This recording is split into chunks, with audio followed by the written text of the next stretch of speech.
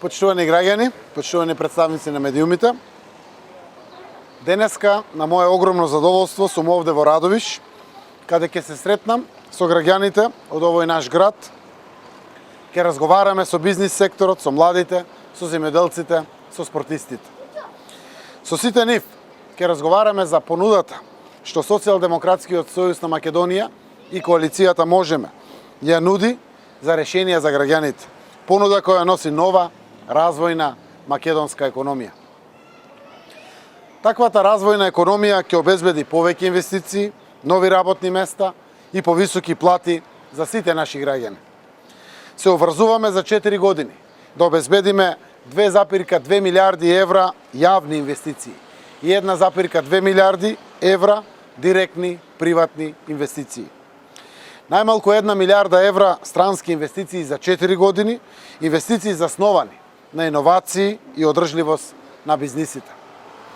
Поддршката за инвеститорите продолжува уште повеќе.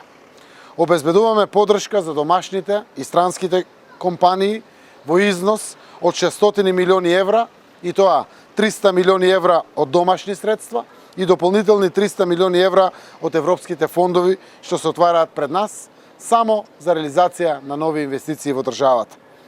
Мерките и политиките што ги носиме обезбедуваат дополнителен пат на невработеноста. Стапката на невработеност ќе намалиме по 3% годишно со цел 2024 година стапката на невработеност да биде едноцифрена.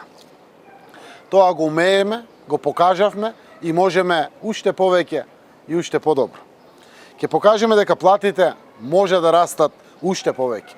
Просечната плата од 34.000 денари и минималната плата од 20.000 денари, тоа е нашата цел за 2024 година, која ќе оствариме заеднички со работниците, со синдикатите, со работодавачите. СДСМ и коалицијата како одговорни продолжуваат да го реализираат концептот враќање на парите назад кај граѓаните. Додека ВМРО ДПМН нуди само обнова на режимот, кога парите завршуваа во Белиот дворец и во лични нивни џебови. Граѓаните знаат дека ВМРО ДПМН беше против зголемената минимална плата, против покачувањето на пензиите и затоа нема дилеми. 15 јули граѓаните ќе ја поддржат нашата коалиција која носи повеќе пари во семејствата и нема да дозволат обнова на режимот кој само земеше од граѓаните. Благодарам.